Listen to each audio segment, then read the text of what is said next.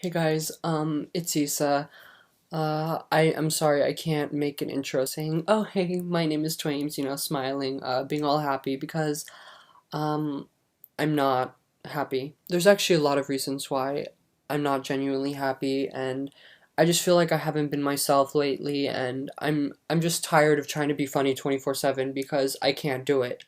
I can't sit in front of a camera and make you guys laugh 24/7 because it might be making you guys laugh and smile, but I have to think about myself also, and I'm not happy, and I'm sorry that I have to make this video, but I want to sit down for once and just talk to you about what I'm feeling and what I'm thinking of and what I've actually been thinking about for the past 3 nights, sleepless nights.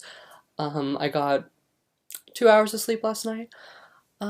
So I just want to talk to you guys, and I have a lot of sad things that I want to say, but um, they're for a good reason. So 2 days ago, my grandpa passed away.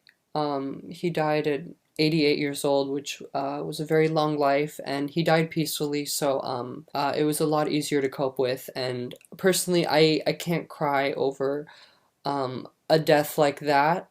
It's just how I am. But what does make me cry is seeing other people cry over his death. That's when I begin to empathize, and that's what really breaks me down. There's just one specific thing that happened that just hasn't left my mind, and I just want to tell you guys. So I'm gonna tell you. So during the funeral, it came to the time where we could go up and we could say anything we wanted about my grandpa, and I personally, I could not go up. I could not say anything. I can't even talk to anyone at a funeral because I'm so numb to everything, and I just couldn't do it. But my sister went up and said something, and my cousin went up and said something, and I couldn't cry. I felt no emotion for it, and I don't know why. It just I didn't feel any connection to it whatsoever. And then one more person came up to talk. She was the last person to talk about my grandpa, and her name was Irene, and I'm not related to her whatsoever. No, not blood related at all. But she was my grandpa's neighbor, and she broke my heart completely, terribly. So Irene has been my grandpa's neighbor for how many years? I don't even know. I've known her for a very long time, and she basically lived right across the street from my grandpa in different apartment complexes, and my grandpa was basically like her father. Irene, she grew up in a foster home, and she never had a true family. She didn't feel loved, and she didn't feel loved, and she felt like for the first time, two people actually really loved her, my grandpa and my grandma. And she began talking about how every single Christmas she would put up these lights in her house. And I'm sorry. She would put up these Christmas lights in her house. And my grandpa would my grandpa would call her and be like, Irene, you didn't turn on the lights. I'm so sorry. Um, but because directly from his house, he could see Irene's living room and all of her beautiful Christmas lights, and that's what made them happy. They didn't even want Christmas lights in their own house. They just wanted to see her lights. And then Irene would say, I'm so sorry, I'll turn them on right now. I promise I'll do it because I love you. And every single Christmas, she would do the same thing over and over again, just put those lights on for them because, just little just little things like that made their Christmas. And the fact that she wasn't even family, it kills my heart because she grew up in a foster family and no one really loved her but them. There's so much more to her, and she would always tell my grandpa, you know, like, I can't find a job. What do I do? You know, because, you know, it was hard for her to make money and she couldn't find a job. And my grandpa would be like, you know what, Irene, j just listen to me. It's gonna happen one day. You're gonna find a job and you're gonna be happy. And I'm always here for you. And she ended her story with the fact that she used to wake up every single morning, and when she looked outside of her window, she would see my grandpa. Every single morning, they would look at each other and they would realize that they have each other. And then, you know, he passed away. And then she said that there will never be another time where she wakes up and sees him from across the street. And that fucking sucks. Like, it breaks my heart. And at that point at the funeral, tears just down my face, you know. I'm so numb to it right now. I can't even imagine him being gone. I can't imagine something like that happening. Like, it doesn't seem real at all, and it is. And just the fact that she has no family but us, it breaks my heart, because you know, I do have my mom, my dad, and my sister, and to imagine myself being alone and attaching myself to people that aren't even related to me, and then just losing them out of nowhere, I can't live like that. And I don't know how she's coping with that. But that story, just that alone, anything about that, has made me think about every single little part of my life. It's made me think about my future, my job, future videos I need to make myself happy. And I can't think of one thing that's making me happy.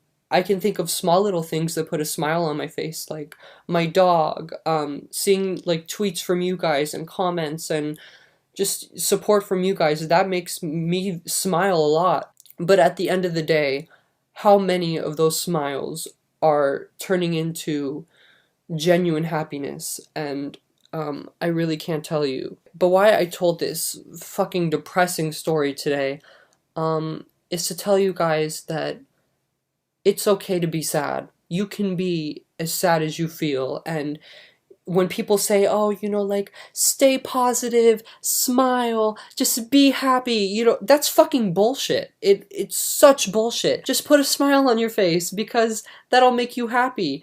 That is completely idiotic and insane. You can't just put a smile on your face and make yourself think that you're happy, because that is not healthy at all. If you're feeling so emotional to the point where you don't know what to do, I consider that a good thing. I really do. And I'm considering me talking to you guys about my sadness such a good thing, because I'm being real. And, you know, at the end of the day, you guys are going to take away from this video and that story.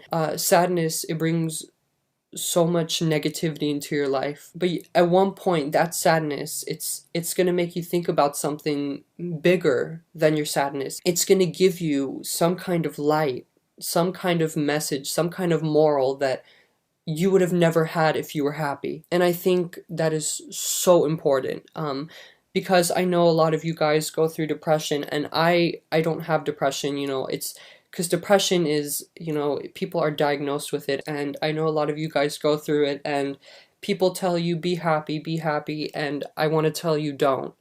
You don't always have to be happy, and if you want to cry your fucking eyes out. Do it. Because something good is going to come out of it one day. I completely promise you. Because from my sadness right now, from me almost tearing up, did I cry in this? I really hope I didn't. I probably did. I don't know. Because I experienced those sad emotions, I came here and I told you guys this story, and I'm making this video for you. So I hope you take away from it, and I just want you guys to know that if you force yourself to be happy, you are not being yourself. You're being a completely different person. If you act like you're that happy person, it's gonna mess with your head, and you're not gonna know who you are, because I know I've done that so many times. I've made so many videos acting like I was so funny and happy and fucking crazy, fucking dancing, doing llama shit, I don't know. And at the end of the day, when I turned the camera off, I went from a smile like this to a face like this, and I know that's not what you guys want to hear, but it's the truth. And I know for a fact that the first video that has made me genuinely happy that I made is the Crush song, and the reason that it made me so happy is because it was a really catchy and funny song, but right at the end, it's a complete full circle, and it gives such a positive message to you guys to, you know, just love yourself before you love someone else, and just always love yourself. I just want you guys to love yourself so much, but I don't want you to fake happiness, and I don't want to fake my happiness, and that's why I'm making this video, and I love you guys, and I just, Irene, if you're watching this, you're probably not, I love you, and you're always, you're my family, you're always my family, and my dad is your family, and my mom is your family,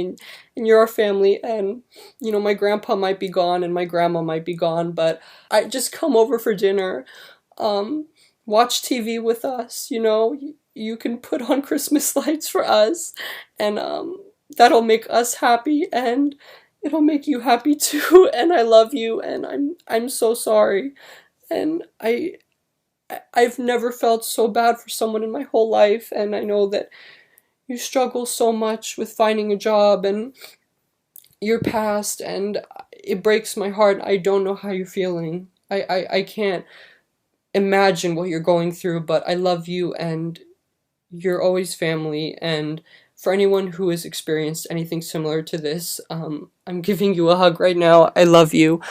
But yeah, so just to end this video, I have some pointers that I want you guys to take away from this video. I just want you to remember, so I'm gonna read them now. 1. Always put yourself before others. Think about your life before you put your life into someone else's hands. Love yourself before you love someone else. It's not selfish, it's self-conscious. 2. You don't always have to be happy. Happiness is a raw feeling and you can't mimic it. If you're sad, feel sad. Cry your eyes out, because despite the bad that comes out of it, there's always the good that you would have never truly seen if you were constantly happy. This is 3. 3 is a little more off topic, but it's specific to my happiness and it could be specific to yours. 3. We are all human. We are all people that have brains. We are all people that make mistakes. Never should a person feel less human than another. There are a lot of people in this world that dehumanize and devalue each other, especially from preferences of sexuality, people of color, and especially women of color. No one is less human than another. No one should be considered unique because of their sexuality. It's normal to love someone, no matter if it's the same sex or the opposite. It should all be normal. In today's world, being straight is considered normal. It shouldn't. Past generations have taught the next generation that straight is okay and gay isn't. And while that has been passed down to a generation like us, it isn't too late to re-educate yourselves and look at life through a different light. The more we're educated, the more our future generations will become more accepting of their future children, and the less depression from self-unacceptance will exist. If you are gay, bisexual, or genderqueer, whatever it may be, you do not have to come out. You do not have to say the words, "I'm gay," to anyone. You shouldn't have to. It should be normal, to the point where people don't even have to question you. It's a normal fact of life. Never feel the need. You can be open or you can be secretive. No matter what, it's your life, and you should never feel bad for who you are. I love you guys. Bye.